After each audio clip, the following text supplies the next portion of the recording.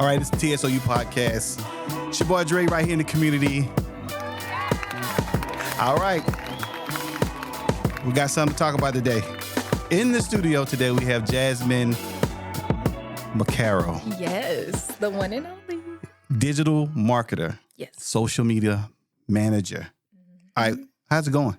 So far, it's going great. I am in a place where I never expected, and it's amazing. I love it. All right, how long have you been doing digital marketing? Honestly, ever since I was in college, so in 2017, I was doing it behind the scenes, but I officially started my own business, and I've been doing that full time last year. Okay, what college did you attend? Lander University in Greenwood, South Carolina. Now, did you start out when you entered college, this is the thing you wanted to do? No, actually. I wanted to be a TV producer. That was my dream job. And my plan B was to be a CNN commentator. Wow. Yeah. CNN commentator? Yeah. Journalist. Yes. So do you still have that journalist in you? Of course. I think you have to have that professionalism. You have to have that go-getter mindset. You have to chase the story. I still have that. I love journalism. But honestly, a couple of professors ruined that for me. And I always got rejected from CNN. I got denial letters every time I applied. So it wasn't So for me. how did the professors ruin it for you, though? They were not prepared. I'm not going to say his name, but I had a professor who forgot that we even had class. We didn't have any tests or quizzes or anything.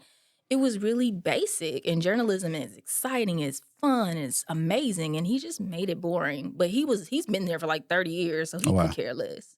But for me, it was everything. You ruined it for me, and I didn't get an opportunity anywhere else because I didn't have an internship or externship. So that was the only experience I had with journalism. So Okay. So and then when was the turning point where you decided, okay, I can use my skill set for digital marketing?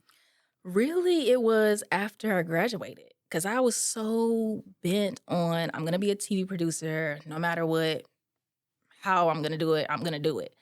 And it just wasn't for me. When COVID happened, that was a turning point. I mean, you can't be in production when people are, Right. quarantining. So that dream kind of shut down for me. But social media was everywhere. I mean, social media skyrocketed. It was an influx of social media and different pages, and TikTok was booming. And now people can start careers, and there's businesses, and there's TikTok shops. So social media was just that main thing. And I know for a fact I have a personality that's bright and great. So Yeah.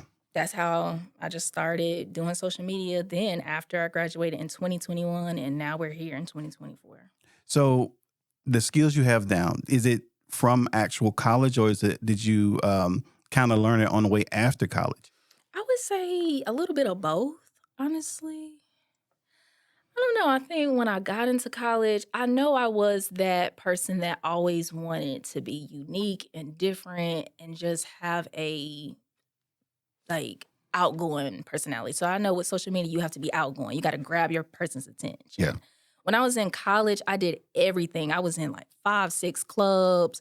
I would be the type of person you're sitting by yourself. I'll come to you, tell you, hey, this is coming up this week. I mean, back in the day, we had to promote on little flyers, print them out in the library, Yeah. give them to the people at the lunch table. That was me. I was the promoter. Oh, you that person. I was that person. Okay. So now you got social media. You don't need to do that behind the scenes stuff like that. You can just post it and people share it and like it and comment, and that's how you promote. But I've always had that type of personality, that thing that I love to do. I love to advertise. I love to promote. And I just capitalized off of it when I graduated.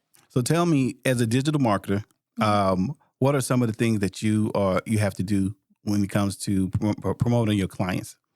Honestly, really, you have to be creative. Normally, whenever I book a client, I always have a content calendar that I schedule with them. So it's a day-to-day, month-to-month content calendar. And it's something that is just different. I try to see what are their specialties. So if we're doing a client who is a hairstylist, what are the products that you're serving or that you're selling? What are the hairstyles that you're doing? Having catchy slogans like make it happen Monday, or book with us Tuesday, or book the look Wednesday, stuff like that. So people can be like, oh, that's catchy. I can expect that every week from her. Let me go on her site. And that brings attention to your website and brings more traffic, and more traffic equals more money. And that's just how you advertise. Yeah. So in a day in the life of a digital marketer such as yourself, is it a stressful thing? It really is, honestly. I mean, but when you love doing what you do, it's really not stressful. It Yeah. becomes stressful when you have sometimes clients that don't see your vision. They're not open to new ideas, that want to micromanage, that want to control. That's that. But stressful is it's not really. I Yeah. mean, I love what I do. So one of the biggest challenges, because I'm going to say micromanaging, because I've been in that situation, is that I know that's a big challenge. Is that one of the biggest challenge or the biggest challenge? That is the biggest challenge. I feel like you should definitely stand your ground on what you want for your social media. But if you're hiring a social media manager or a digital media marketing person, this is their career. This is what they went to school for. This is their job. You got to let a person do what they do. You wouldn't tell a person who's a plumber or someone who is doing whatever on your house how to do their job. So Right. don't tell a social media manager how to do their job. You get what I'm saying? So that's how I feel. So how does that work? So basically, I come to you as a client, Mm-hmm. all right, and I say, hey, I need help with exposure. Yes. All right. Is it best that I just lay back, well, not lay back, kind of tell you what I need and then let you do your thing? Or is it best that I tell you what I want, where it's going to go, and how I want it to look?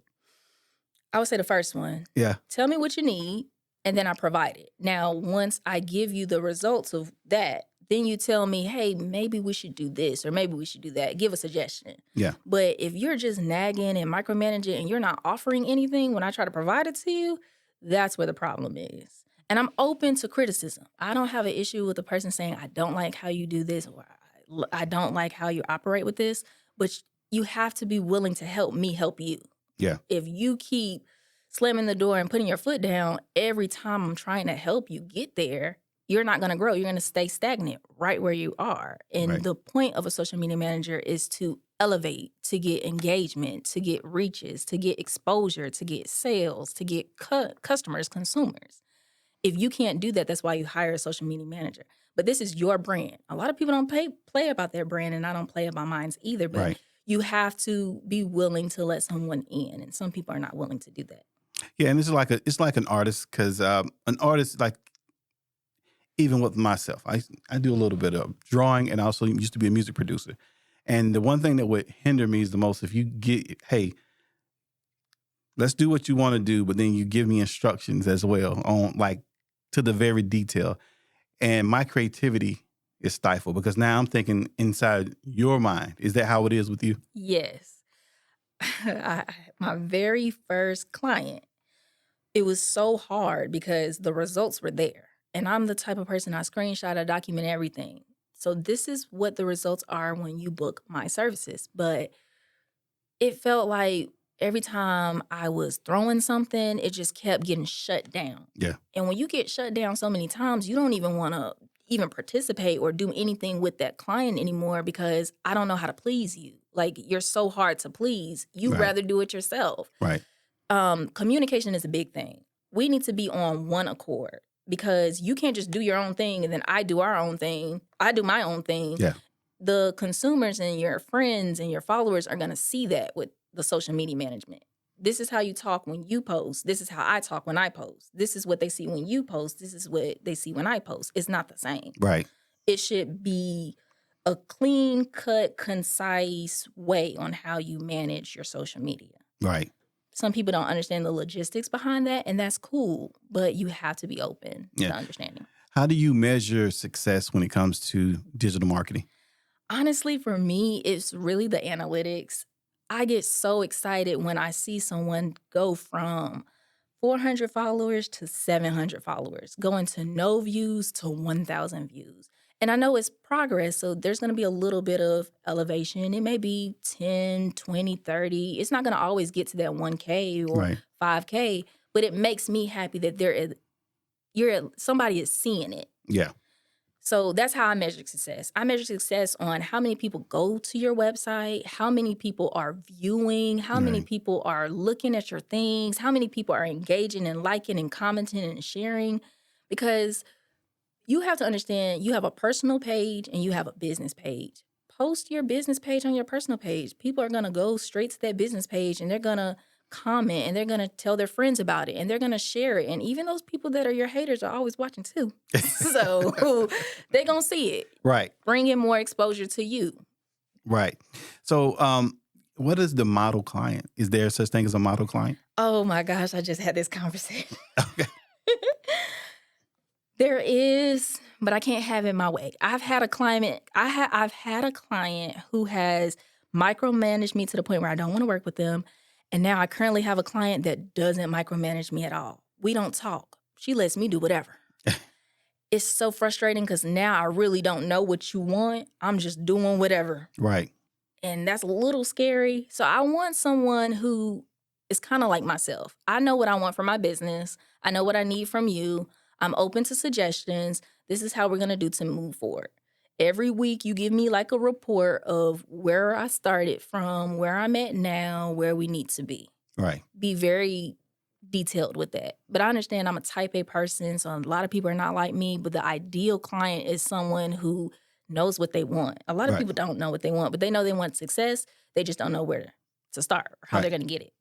So you said type A person. What's that? Type A person is like a person who is very organized. Like everything has to be to the T. It's like a perfectionist. Okay. And I knew that I was like that even in college. Like everything has to be straight A's, maybe a B. Everything has to be perfect. There can't be something out of order, especially when it comes to content.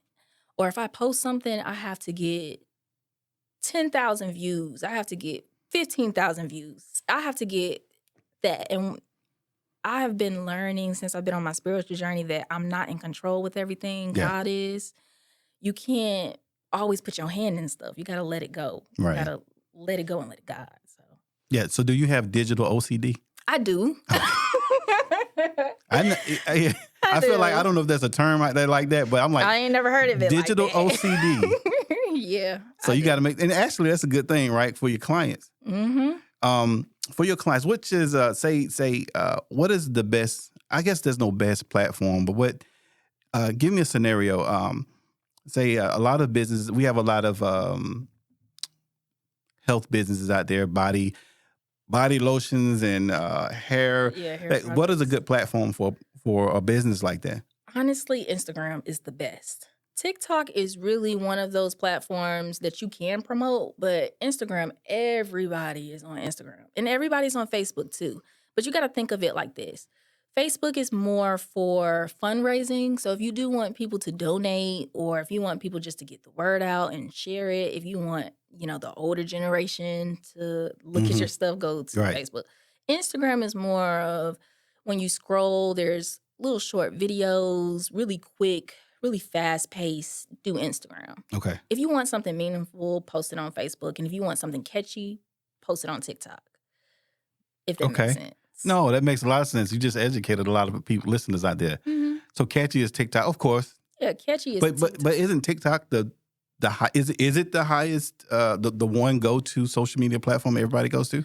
It is, honestly. You can shop there. You can get your news there. You can get drama and tea. You can get a lot of stuff there, honestly. You get your dance inspirations. It's everything. But TikTok is one of those things that a lot of people are not prone to TikTok. They are on Facebook and Instagram. Some of them are on LinkedIn, but not really. Right. YouTube is going to always be there, but that's really for videos. If you're really wanting content, a post, something where you can watch a quick little video, something where you can shop at, Facebook and Instagram is that platform. Right. And I think they're actually through the same thing, Meta. I think Meta is over Facebook and Instagram. So exactly. Yeah. So what's king? Is video content king? Is it photos? Or is it text? Is it messaging? Video content is king. All right. I don't care what anybody says. I love a video. And it's kind of like one of those things where you have somebody like replaying the video over and over and over again, and then you get as many views. Right. With photos, it's still, so you don't know who's watching it, who's not. You just scroll over a video. I mean, you scroll over a photo, but the video, you can see in real time who's watching your stuff. How many minutes, how many seconds are they watching it? You can't do that with a photo. Right. So monetization, what's the best platform for that? Honestly, I would say Facebook, honestly. Yeah? Instagram, I don't know how many followers you have to get monetized, but Facebook, I think you have to have at least 5K to get Okay. monetized. And that's good. Yeah, I mean, not too bad. Facebook, everybody's on Facebook. I don't know, not one person's not on Facebook. I Right. had Facebook since I was like 12. Okay. And we wasn't supposed to be having Facebook Right. at that time. What does it take to get to 5K? Honestly, you have to have some exciting content to get to 5K. You have to be on Facebook almost like every day. You have to be willing to go viral. Yeah. Sometimes people go viral for the wrong reasons. Right. And it's clout, basically. You say the wrong thing, say something you're not supposed to. You got people coming to your page just liking to see what you're going to do. Or sometimes they exploit themselves however they do it. Right. And then there's your 5K right there. Right. So do good news get 5K, or is it all drama? Drama sells. Drama sales. Drama sells. I hate to say it, but a lot of people aren't going to go to your page for good news. I mean, look at the Shade Room. I mean, that Yeah. platform has been out for a while, and people complain about the Shade Room, but they're the main ones in the comments every time. You can't complain unless you know about it, right? Right, yeah. That's what's up. So, Jasmine, what is the name of your business? So it's JM's Media Marketing, after my first and last name, Jasmine J. McCarroll M. JM's Media Marketing. So I do both. I have social media managing, and you have to market yourself. You have to find different ways to brand yourself. So I do both. And my logo is glasses with a glare in the glasses, Right. just because I want everyone to know that I have that 2020 vision for your dream. I want to make sure that when you come to me that I give you what you want, what you need. I want to set you up for success. Not going to say I'm the best social media manager out there, but I always put my clients first. Always. And for those who can't see her in the studio right now, she's a very serious person. I'm serious. I'm all about the business. Yeah. But we going to have fun too. Yeah. Very business oriented and very professional. Mhm. How do people find you? You can find me on Facebook. It's JM's Media Marketing. You can find me on Instagram. It's JM's Media Marketing. I don't promote as much on Instagram as I do on Facebook. Right. I need to take my own advice, honestly. So you need somebody who's going to be transparent, that's telling you how it is. I'm not too good for criticism. I don't feel like I'm above anyone else. Right. But those are the two platforms that you can follow me on. Right now, I'm not doing anything on TikTok because it's really Facebook and Instagram. Well, we don't know if TikTok gonna be around too much longer anyway. Yeah, so. But okay, all right. Jasmine Mccarroll, it was a pleasure being in the TSOU studios, all the media studios. Thank you, and hopefully have you back soon. Of course.